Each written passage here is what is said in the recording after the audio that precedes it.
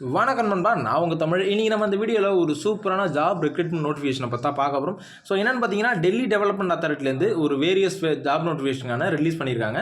So அதை பற்றி அந்த வீடியோவில் எக்ஸ்ப்ளனேஷனில் பார்க்க போகிறோம். ஸோ வாங்க வீடியோவில் போகலாம்.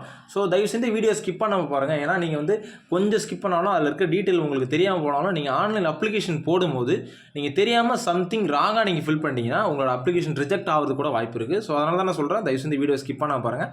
ஸோ எடுத்தோன்னே இம்பார்ட்டன்ட் டேட்ஸ் கொடுத்துருக்காங்க. அப்ளிகேஷன் ஆன்லைன் அப்ளிகேஷன் எப்போ ஓப்பன் ஆகுதுன்னு பார்த்தீங்கன்னா 6/10/2025 காலைல 10 மணிலேருந்து 5/12/2025 6 PM வரைக்கும் உங்களுக்கு அப்ளிகேஷன் லைவில் இருக்கும். ஸோ அது என்ன நீங்கள் அப்ளை பண்ணிங்க லாஸ்ட் டேட் தாண்டி போச்சுன்னா you can't apply to the examination பார்த்துங்க. ஸோ இதுக்கான ஃபஸ்ட் ஸ்டேஜ் எக்ஸாமினேஷன் எப்போன்னு பார்த்தீங்கன்னா டிசம்பர்லேருந்து ஜனவரிக்குள்ளே உங்களுக்கு வந்து ஷெடியூல் கொடுத்துருவாங்க.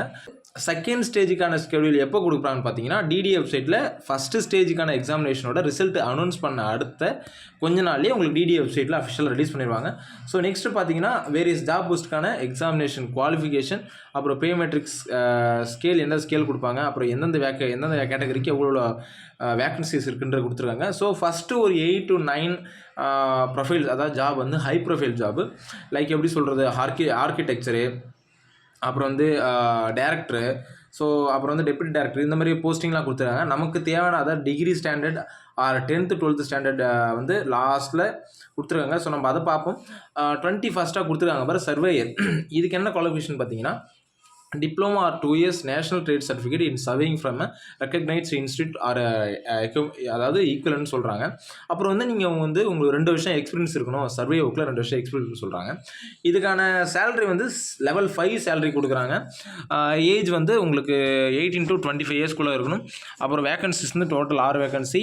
அண்டர்சர்வ்டு 1, எக்கனாமிக்கல் வீக்கர் செக்ஷனுக்கு 1, எஸ்சிக்கு கிடையாது, எஸ்டிக்கு 1, ஓபிசிக்கு 3 சீட்டு கொடுத்துருக்காங்க. ஸோ நெக்ஸ்ட் வந்து ஸ்டெனோகிராஃபர் கிரேடு. ஸோ ஸ்டெனோகிராஃபர் ஒரு ஃபேமிலியரான ஜாபு. ஸோ இதுக்கு வந்து level 4 கேட்டகரி சேலரி கொடுத்துருக்காங்க. ஸோ 18 to 30 இயர்ஸ்க்குள்ளே இருக்கணும். சீனியர் செகண்டரி சர்டிஃபிகேட், அதாவது 12th சர்டிஃபிகேட் இருக்கணும். அப்புறம் வந்து டைப்பிங் வந்து உங்களுக்கு 40 words per minute இங்கிலீஷ் அல்லது நீங்கள் ஹிந்தியில் கூட வச்சுருக்கலாம். ஸ்கில் டெஸ்ட் கூட கொடுத்துருக்காங்க. அதுக்கான நாம்ஸ் கொடுத்துருக்காங்க. டிக்டேஷன், டிரான்ஸ்கிரிப்ஷன், டிசைரபிள்னு கொடுத்துருக்காங்க. ஸோ அதை பார்த்துங்க. இதுக்கான டோட்டல் வேகன்சி 44. அப்புறம் அதுக்கு கேட்டகரி வைஸ் உங்களுக்கு வந்து பிரித்து வச்சுருக்காங்க. ஸோ அதை பார்த்துங்க. ஸோ அதுக்கப்புறம் பார்த்தீங்கன்னா பட்வாரின்னு ஒரு ஜாப் கொடுத்துருக்காங்க. இதுக்கு level 3 சேலரி கொடுக்குறாங்க. 21லேருந்து 27 இயர்ஸ் வந்து நீங்கள் இருக்கணும். இதுக்கான எஜுகேஷன் அதாவது குவாலிஃபிகேஷன் என்னன்னு பார்த்தீங்கன்னா எசென்ஷியல் வந்து நீங்கள் ஒரு டிகிரி முடிச்சிருந்தா போதும். அதுக்கப்புறம் டிசைரபிள்னு கொஞ்சம் கொடுத்துருக்காங்க, அதை பார்த்துங்க. ஸோ நெக்ஸ்ட் வந்து ஜூனியர் செக்ரட்டரி அசிஸ்டன்ட் கொடுத்துருக்காங்க. இதுக்கான சேலரி பேக்கேஜ் வந்து உங்களுக்கு level 2 சேலரி கொடுக்குறாங்க. 18 to 27 இயர்ஸ் ஓல்டு கொடுத்துருக்காங்க. அப்புறம் வந்து இதுக்கான குவாலிஃபிகேஷன் பார்த்தீங்கன்னா 12th கிளாஸு.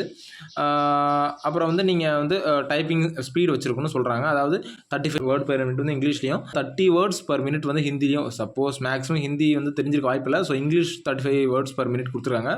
நம்ம அதை பார்த்துக்கலாம். ஸோ நெக்ஸ்ட் வந்து பார்த்தீங்கன்னா மாலின்னு ஒரு ஜாபு. இது வந்து எப்படின்னா 10th குவாலிஃபிகேஷனுடைய ஜாபு. 18 to 25 இயர்ஸ்க்குள்ளே நீங்கள் இருக்கணும். ஸோ தென் வந்து level 1 சேலரிக்கான உங்களுக்கு சேலரி தராங்க. இதுக்கான 282 வேகன்சி கொடுத்துருக்காங்க. அதுக்கப்புறம் கேட்டகரி வைஸ் டிவைட் பண்ணியிருக்காங்க, அதை பார்த்துங்க. நெக்ஸ்ட் வந்து MTS, அதாவது மல்டி டாஸ்கிங் சர்வெண்ட்னு சொல்லுவாங்க, மல்டி டாஸ்கிங் ஒர்க் அந்த மாதிரி சொல்லுவாங்க. ஸோ இதுக்கான ஏஜ் ரிலாக்ஸேஷன் வந்து 18 to 27 இயர்ஸ் ஓல்டாக இருக்கணும். அதுக்குள்ளே இருக்கணும். நீங்கள் வந்து level 1 சேலரி கொடுக்குறாங்க. இதுக்கு வந்து 10th குவாலிஃபிகேஷன் தான் உங்களுக்கு எலிஜிபிலிட்டி க்ரைட்டீரியா. ஸோ இதுக்கு வந்து 745 வேகன்சி கொடுத்துருக்காங்க. ஸோ நெக்ஸ்ட்டு பார்த்தீங்கன்னா இதை தாண்டி முக்கியமான ஆக்சுவலி இந்த பேஜ் ஒரு பேஜ் கொண்ட இந்த PDF இது. ஸோ இதில் நம்ம ஒன்று ஒன்றா எல்லாத்தையும் பார்க்க முடியாது. ஸோ நெக்ஸ்ட் வந்து நமக்கு முக்கியமான ஒரு டீட்டெயில் என்னென்னு கொடுத்துருக்காங்கன்னு பார்த்தீங்கன்னா கொஞ்சம் ஸ்க்ரோல் பண்ணுவோம். ஏஜ் லிமிட் கொடுத்துருக்காங்க. ஸோ அதை பார்த்துங்க. SC/STக்கு 5 years உங்களுக்கு வந்து ரிலாக்ஸேஷன் கொடுத்துருக்காங்க. OBCக்கு வந்து 3 years ரிலாக்ஸேஷன் கொடுத்துருக்காங்க. PWD அதாவது ஊனமுற்றோருக்கு வந்து 10 வருஷம் ரிலாக்ஸேஷன் கொடுத்துருக்காங்க. ஊனமுற்றோர் நீங்கள் SC/ST இருந்தால் உங்களுக்கு 15 வருஷமும், ஊனமுற்றோர் நீங்கள் OBCக்குள்ளே வரீங்கன்னா 13 வருஷம் கொடுத்துருக்காங்க.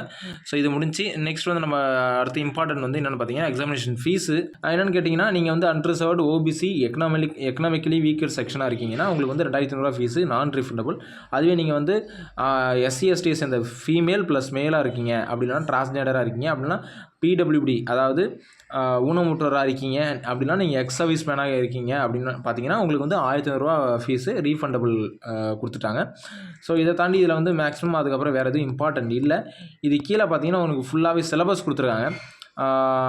ஸ்கீம் ஆஃப் எக்ஸாமினேஷன் ஒரு பாயிண்ட் கொடுத்துருக்காங்க. இது ரொம்ப நமக்கு முக்கியம்.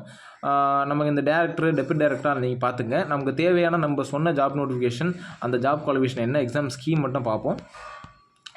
பார்த்தீங்கன்னா ஸ்டெனோகிராஃபர் அப்புறம் வந்து சர்வேர்லாம் கொடுத்துருக்காங்க. எல்லாமே சிபிடி தான். பார்ட் 1 பார்ட் 2 இருக்கும். நமக்கு வந்து ரீசனிங் இருக்கும், ஆப்டிடியூட் இருக்கும், ஜிஎஸ் இருக்கும், அப்புறம் வந்து இங்கிலீஷ் இருக்கும், அப்புறம் கம்ப்யூட்டர் நாலேஜ் இருக்கும். இதுதான் எல்லாத்துக்குமே சேமாக இருக்கும். ஆனால் வெவ்வேறு மார்க்கில் இருக்கும். ஸ்டெனோகிராஃபர்னா 50, 150, 20ன்னு கொடுத்துருக்காங்க.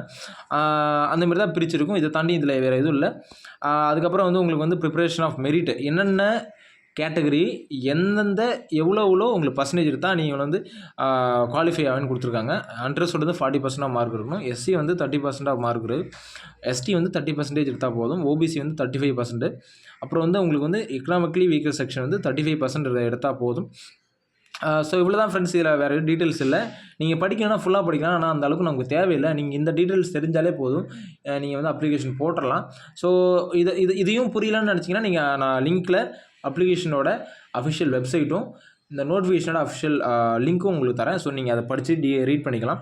So thank you. இந்த வீடியோ பிடிச்சிருந்தா நம்ம சேனலை லைக் பண்ணிங்க, சப்ஸ்கிரைப் பண்ணிங்க.